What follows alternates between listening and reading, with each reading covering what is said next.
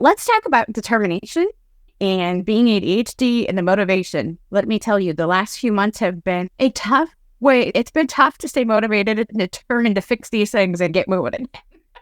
So how did I stay motivated? How did I do that? Okay, Vida. Yes, ma'am. That's how I stay determined. And how did I get Vida. When you have community and support, I mean, it's really been everyone. So many of you that have followed me and jumped right on the bandwagon when I had to move and restart and do all those things. There's so many. I can't even name all of the names at this point. All of you have been amazing. We've got Avery and Vida, obviously, and Catherine and Denise and Mary Beth and Emma and Jess and Jessica and all of the people. And I know I'm forgetting a lot of names. Ladies, I'm sorry that it's too early and I've only had this much coffee. But staying motivated and determined is all about, it always comes back to like why have I found success in life? Community, accountability, and body doubling. So when you are frustrated and can't get out of your own way, what works for you? I'm frustrated and I can't get out of my own way. It's definitely accountability. I have to, whether it's my husband or 9 times out of 10, it's you or even my kids. It's like, hey, I really need to get this laundry folded. Can someone tag with me or just hang out with me and talk to me while I get it done? Because ADHDers will show up for other people. We just have a hard time showing up for ourselves sometimes. I don't know what I would have done without all of the people in my community, in my world. Even though I felt like my world was falling apart, I was showing up for everybody else. There was no way I was showing up for myself at that point, like at all. And even that was calling it in for a while. Just energy. I was so tired. I was so burnt out. But I think one of the coolest things is the feeding of the dopamine needs. When you can't make your own, when you are frustrated, when you are burnt out, when you are falling apart, and let's be clear, September, October, November was me falling apart. You got to steal somebody else's dopamine. Gotta. Yeah. Or share it anyway. Yeah. I'm stealing everybody else's. Like I was a dopamine sucker. Now, being on the other side of having people suck my dopamine, that gets hard. And that made me feel terrible because I just wasn't able to get my own. I had to rely on others. But you want to know what? I could. Mm-hmm. I had other people to go find it from. So what are you determined to change this year? We're still in January. I haven't been able to come in here and do all of my normal January, New Year stuff. And I'm not huge on I hate New Year's resolutions. But what do you want to accomplish this year? We've been talking over in the Mighty Networks community. Somebody's like, I'm in the same spot as I was last year. I feel so frustrated. I'm angry with myself. But what did you accomplish this last year? So what did you accomplish last year? I bet if you start writing down the things, because we have accomplishment amnesia, and Vida has an amazing blog post about that. You should drop that below the link to the blog post. But we have accomplishment amnesia. We forget what we have done and what we actually have been able to do. And especially when you're looking at, 2023 was horrible. I couldn't do anything. When I sit down to think about 2023, I'm obviously hyper-focused on all of the negatives that happened. In September through December, I could give you a long list of 9 million horrible things that happened in 2023 and why I failed and why I did horrible. Why. That's not true. That is totally not true. So what did you accomplish? And Vida, what did you accomplish in 2023? Well, I did drop the link to that under our life, but also that was in 2024. So 2023, I accomplished, I feel like buying into the business that I created even more. Like I let go of the edge of the pool. It was just me out there. So sink or swim, I was betting on myself. And before I let go of all the safety nets to do that, I was talking to my husband and he goes, babe, if there was anybody in our family, anybody in our house, anybody that I was like, I will bet on that person because they will 100% get it done. He goes, it will be you. He goes, you will get it done because that's what you do. So that was motivating and a little bit of pressure. I'm not going to lie. It was a little bit of pressure, but it was motivating because it's like, if this is how other people see me, then I should see myself that way. Because I think what happens, because for a lot of us, we are so high accomplishing, high masking individuals, we don't see ourselves as the get shit done person, because we see ourselves as the neurotic, drowning, crying in the bathroom person, because that's the side that we don't show anybody else. But it's, if we don't believe that public persona, if we don't believe our own hype, if we're not our biggest hype man, how is anyone else going to show up for us? It's always this weird for me, because I am a get something done person. I am very much that get things done. I will sacrifice myself, mind, body, and soul to get things, which is bad, just to be clear. I will sacrifice myself, mind, body, and soul to get things done, because I'm the get things done person. I'm not the sit down and have an emotional breakdown because I feel like I'm failing person. Never have been. And then September hit for me, and I'm healing, like physically, mentally. I've been working with a therapist, so I am healing past trauma, all of these things with all of this stuff in September. And it was a, you don't get what you never get more than you can handle type things.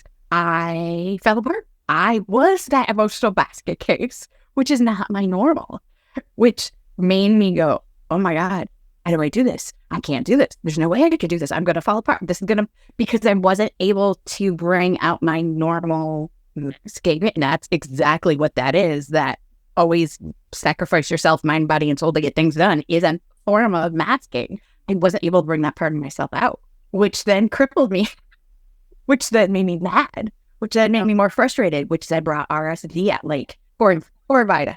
Massive amounts of RSD and massive amounts of just frustration, and all of these things came up because I wasn't able to mask anymore. And then you have these things like, if I show people my true self, are they still going to show up for me, or are they still going to? Because essentially we're just people that want to be loved or validated. And it's like, so if people see these true forms of myself, are they still going to show up?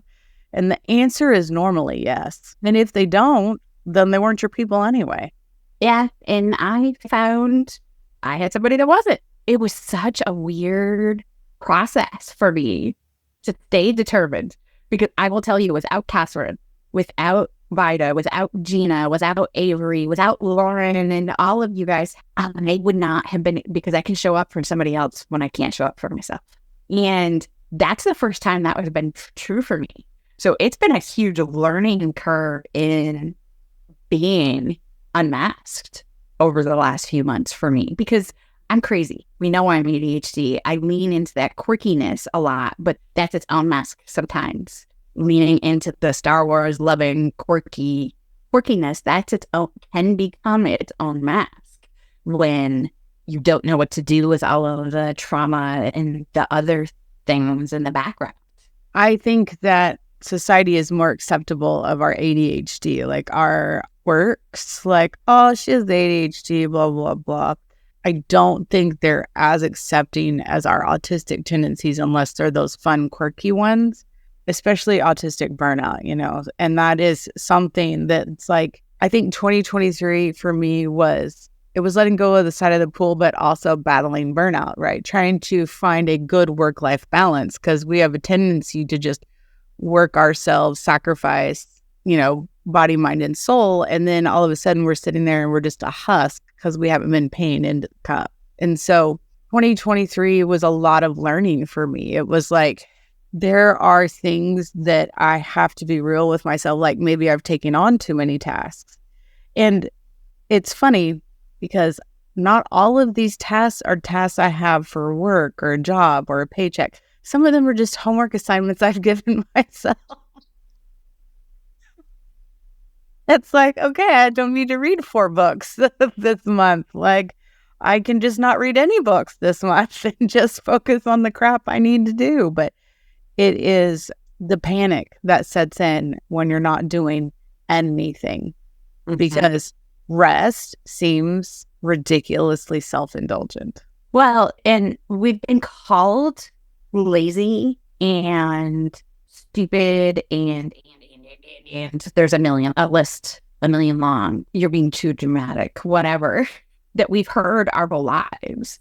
So it's been beaten into us, mentally, maybe physically beaten into us, that we can't rest, that it's not okay. And then as a American, we really have that beaten into us, that hustle culture, especially if you're a female entrepreneur.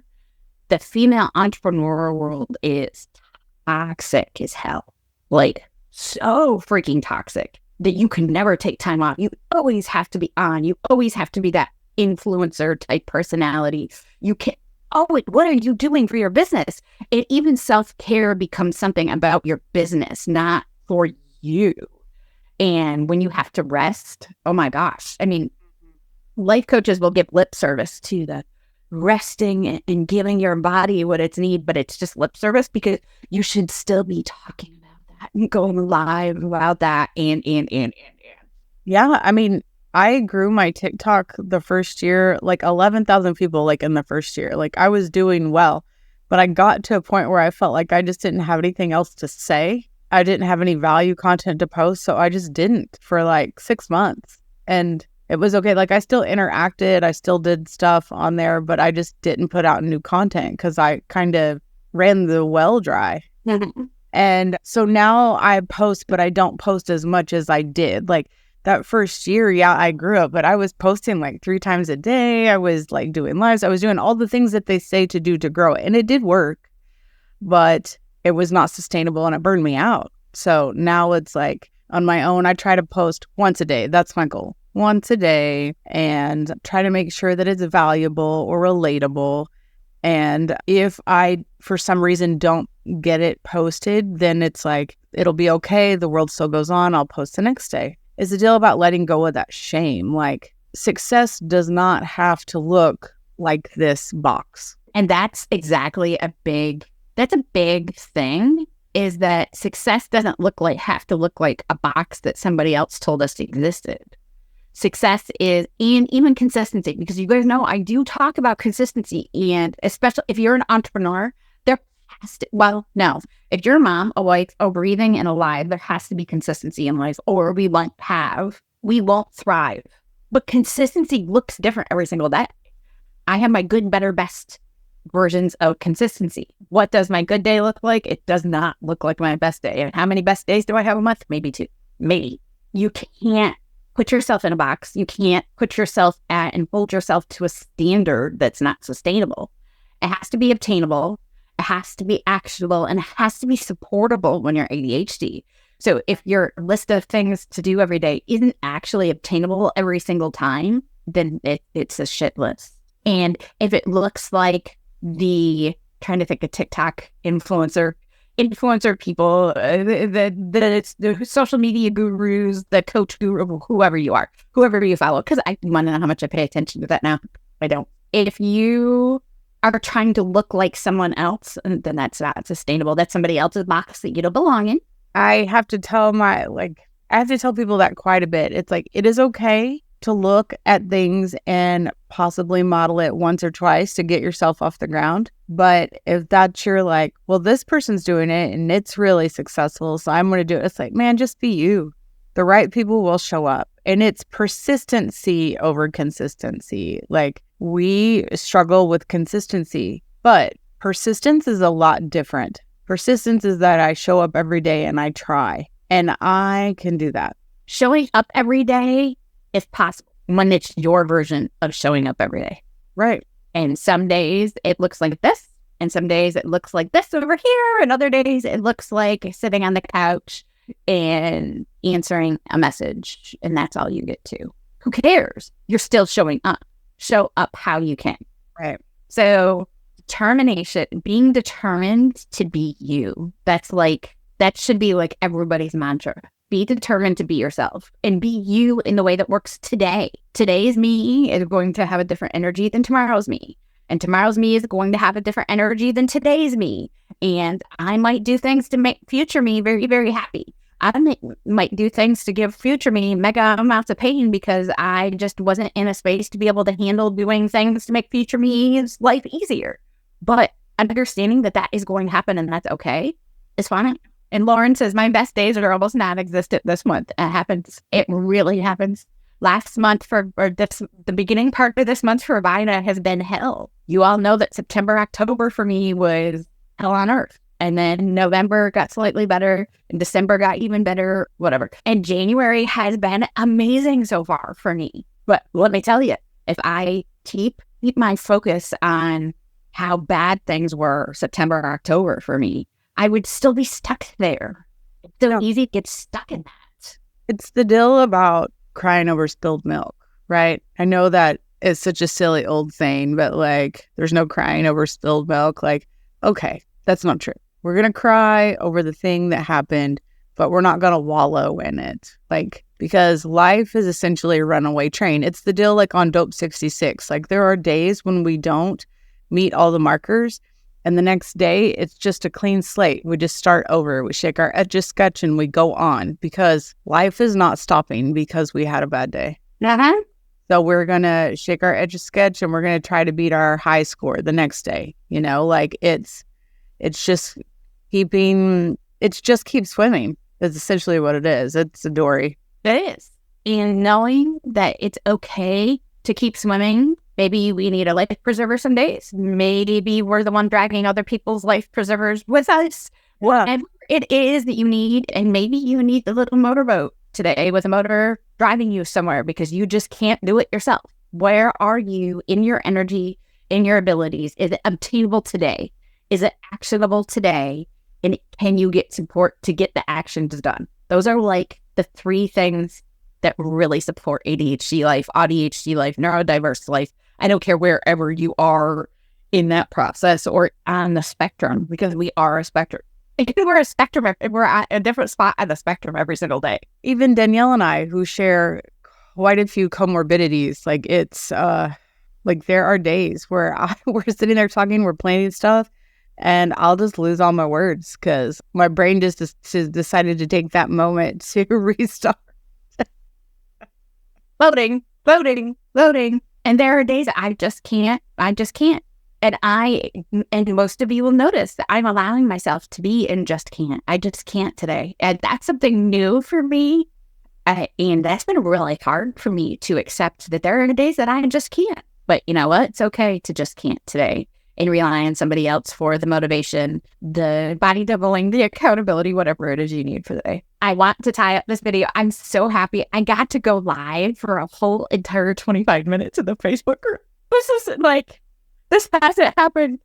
I am so excited to be back. Vida and I have made a commitment with each other to show up more like this throughout the weeks. You guys are going to be I'm not going to say every single day because we're going to be going live in multiple different places. So we're going to be showing up live. Who knows where? Might be on TikTok, might be on Instagram, might be here on the Facebook group, might be on our business page. Follow us around. We will be going live, talking about life, talking about being entrepreneurs, talking about just being ADHD. We are so happy to be back.